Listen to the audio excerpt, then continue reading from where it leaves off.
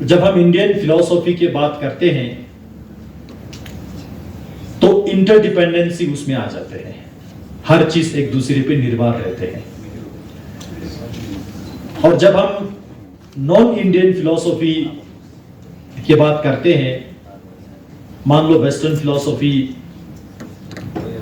हमें हमेशा यही पढ़ाते आया, man is a social animal.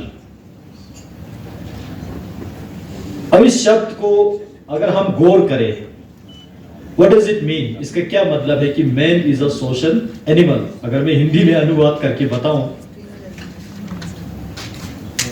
पुरुष या मनुष्य कह लीजिए, मनुष्य एक सामाजिक जानवर है।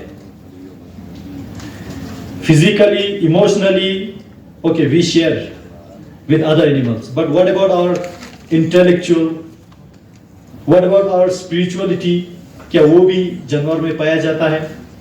तो ये फिलोसॉफी, इंडियन फिलोसॉफी और नॉन इंडियन फिलोसॉफी में ये पाया जाता है। इसलिए आज देश भर में पिछले कई सालों से देश ने बहुत तरक्की करने का जो कोशिश हुआ, जो अलग अलग मॉडल्स पे, चाहे वो मेडिसिन में हो, एजुकेशन में हो, इंडस्ट्री में हो, ट्रांसपोर्ट में हो, इन्वायरमेंट में हो, और ये सारा अलग अलग करके कि हमें ये भी महसूस होने नहीं दिया कि ट्रांसपोर्टेशन भी एक इन्वायरमेंट का पार्ट है, इकोनॉमी एक कल्चर का पार्ट है। और ये रियलाइज भी होने नहीं दिया, जिसकी वजह से आज हम एक मोड़ पे पहुंचा जहां पे एक रीथिंक की जरूरत हमें पड़ रहा है। पूरे देश दुनिया ने इतना विकास किया, साइंटिफिक डेवलप किया,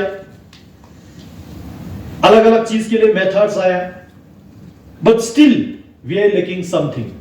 आज हम ग्लोबल वार्मिंग के बाद क्यों कर रहा है, क्लाइमेट चेंज से हम क्यों गुजर रहा है? अगर इतना डेवलप हुआ, इतना हर चीज में हम आगे बढ़े, तो ये चैलेंज क्यों आ रहा है? चैलेंज तो नहीं आना चाहिए था। अब इस चैलेंज जब सामने आया, then we realise, but Indian philosophy में वसुधैव कुटुंबकम की जब बात करते हैं, देन वी रियलाइज पूरे दुनिया, the world is one family. इसलिए आज यहां पे इंडियन फिलॉसफी का जो महत्व हमें महसूस हो रहा है। इंडियन फिलॉसफी ही है एक विश्वगर्म की बात करते हैं। पूरी दुनिया एक गांव है, एक छोटा सा विलेज है, और इसी चीज को लेके माननीय प्रधानमंत्री जी ने, चाहे वो 26 कॉप हो या अलग अलग प्लेटफॉर्म पे, जब वो बात करते हैं, one sun, one moon, one grid, one environment, हर चीज पे वोकल फॉर लोकल या कार्बन न्यूट्रल लद्दाख, प्रधानमंत्री जी का कोई भी आप विजन ले लीजिए, प्रधानमंत्री जी यही कोशिश कर रहे हैं कि पूरे देश को और दुनिया को कि हम एक सस्टेनेबिलिटी वर्ल्ड कैसे डेवलप करें, और उसका पूरा विजन जो है इंडियन फिलॉसफी देते हैं। और योगा से लेके, आयुष से लेके हर चीज पूरे दुनिया लेवल पे जो प्रमोट कर रहा है, इसका विजन केवल ये नहीं है कि भारत का गौरव ही बढ़ाना है, बल्कि इसका विजन पूरे दुनिया भारत की तरफ देखे और भारत से सीखे, और सीखते सीखते भारत विश्व गुरु बने। इसलिए सस्टेनेबिलिटी के बाद आज बार बार आ रहा है। कल्चर आपने यहां पे मुद्दा जोड़ा। इंडियन कल्चर ही एक ऐसा कल्चर है, हमने कोविड में देखा, हाथ धोने के लिए बार बार लोगों को बोलना पड़ा, मुंह ढकने के लिए बोलना पड़ा। इंडियन कल्चर में यही है। अगर हम किसी भी देश के कोई किसी गांव में जाए, आज भी कोई बाहर से मेहमान आते हैं तो पहले बाहर वो पांव धोते हैं, हाथ धोते हैं, मुंह धोते हैं, फिर वो अंदर आते हैं। तो यही एक कल्चर था। तो इसलिए इंडियन कल्चर वो करक से, वो जी से पूरे दुनिया में समझाने के लिए और समझने के लिए कि एक सस्टेनेबल वर्ल्ड जो को एग्जिस्टेंस में बिलीव करे, जो इंटरडिपेंडेंसी में बिलीव करे। लद्दाख के कल्चर में इंटरडिपेंडेंसी, और आप यहां पे आपने पेम्पलेट में भी जो लिखा है, जो 5 महाभूत, जिसको हम 5 तत्व भी कहते हैं, बचपन से हमारे घर में सिखाया जाता है कि साचू में लुम नमखा, ये आसानी से बोल देते हैं अपनी भाषा में। पृथ्वी, जल, अग्नि, वायु, आकाश, ये बॉडी, इसमें लिक्विड है। ये बॉडी में जो मांस हड्डी है वो पृथ्वी का कंपोनेंट है, जो लिक्विड है वो पानी है, जल है। जो ये बॉडी गर्म रहते हैं, विंटर में भी यहां -35 में हम जिंदा रहते हैं क्योंकि हमारी इसमें अग्नि है। वायु हम सांस लेते हैं, और जिस स्पेस में हम घूमते हैं, हम इधर से उधर चलते हैं या उठते हैं, बैठते हैं, यही स्पेस है, आकाश है। और हमें यह भी बताते हैं जो बुद्धिस्ट फिलॉसफी के माध्यम से, आकाश के नाम से आसमान को ये उंगली दिखाने वाले वो मूर्ख का लक्षण होता है। आकाश माने वो नीली अंबर आकाश नहीं है, आकाश माने ये स्पेस, दिस इज द आकाश। ये सारा हम सिखाया जाते हैं, और ये सारा सबके को एग्जिस्टेंस की वजह से ये बॉडी जिंदा है, चल रहा है, जी रहा है। अभी इसमें से वायु को निकाल दो, डेड बॉडी। तो ये बॉडी जो है हमारे लिए उदाहरण है। इसी उदाहरण को आगे रखते हुए पूरे समाज में environment, culture, health, education, transportation सब को एग्जिस्ट, और इसी को एग्जिस्टेंस को आगे बढ़ाने के लिए, सस्टेनेबिलिटी की ओर बढ़ाने के लिए आपने यहां पे अग्नि, जो एक जलवा, एक कुछ करने का मोटिव, हम कहते हैं कि जले को आग कहते हैं, भूजी को राख कहते हैं।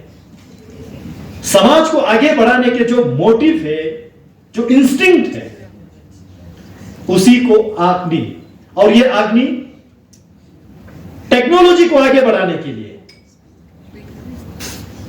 Power, electrification, power foundation of India उसी चीज के लिए डेडिकेटेड भी है।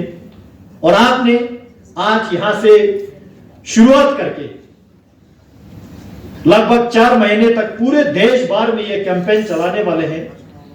लद्दाख वाले बहुत खुशनसीब है कि इसका शुरुआत आपने लद्दाख से किया, और हमें इस बात की भी गर्व है कि लद्दाख के को एग्जिस्टेंस कल्चर से, जो इंटरडिपेंडेंसी यहां पे हर व्यक्ति के जीवन में एक संयुक्त एक फिलॉसफी जिंदगी जो जीते हैं, वो रोल मॉडल पूरे आप भारतवर्ष में आप चर्चा करेंगे। बहुत सारी चीज लद्दाख से भारतवर्ष को आप बताएंगे, किस तरह से हम कार्बन न्यूट्रल लद्दाख बनाने के लिए चिंता हो रहा है, किस प्रकार से हम मिशन ऑर्गेनिक डेवलपमेंट इनिशिएटिव पूरे लद्दाख यूटी को जो ऑर्गेनिक बनाने के लिए, एक जमाना था बाय डिफॉल्ट लद्दाख ऑर्गेनिक था, बीच में ये मॉडर्न डेवलपमेंट सडनली आया, इनऑर्गेनिक हो गया।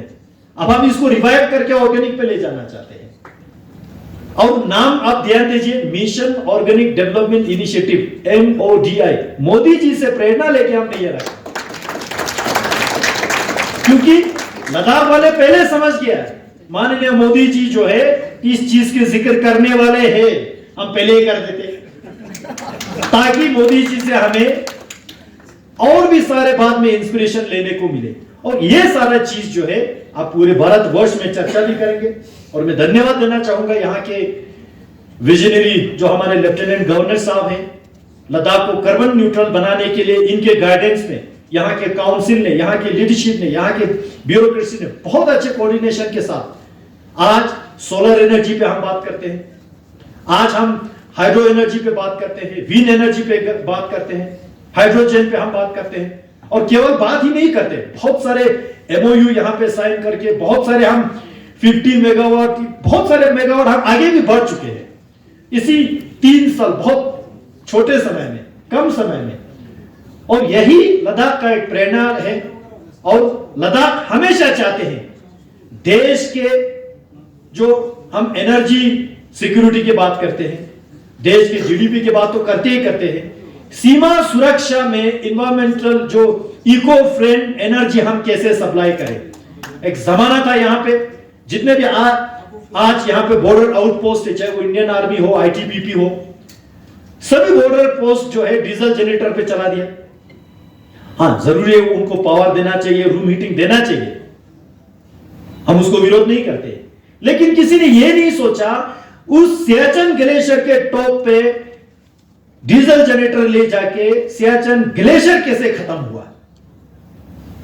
लद्दाख 100% ग्लेशियर पे डिपेंडेंट है। आज ग्लेशियर नहीं रहेगा तो लद्दाख का अस्तित्व खत्म।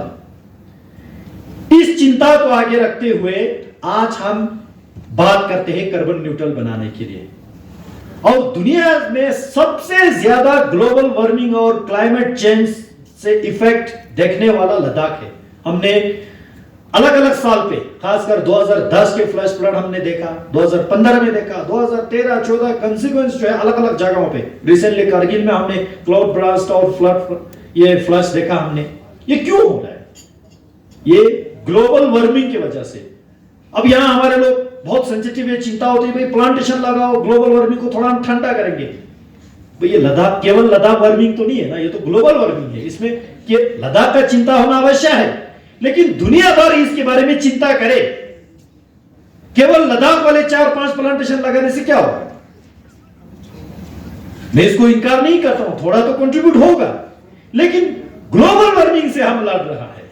इसलिए ये पावर फाउंडेशन ऑफ इंडिया की ओर से इस कॉन्फ्रेंस के माध्यम से और आने वाले 4 महीने तक पूरे भारतवर्ष में, अभी आपका कैलेंडर में देख रहा था, इससे पूरे दुनिया को, देश को यह बताने की कृपा करे कि लद्दाख वाले, हिमालय वाले बहुत चिंतित है इस विषय पे। और साथ ही साथ लद्दाख के डेवलपमेंट में पावर फाउंडेशन ऑफ इंडिया का भी अच्छा कंट्रीब्यूशन रहता है। आगे भी बढ़ चढ़ के इसका हिस्सा ले। मैं ज्यादा समय ना लेते हुए मैं डेवलपमेंटल एस्पेक्ट्स को मैं आज नहीं छूंगा, क्योंकि ये कॉन्फ्रेंस है, इसलिए थोड़ा कॉन्फ्रेंस टाइप की बात करने के लिए मैंने कोशिश किया।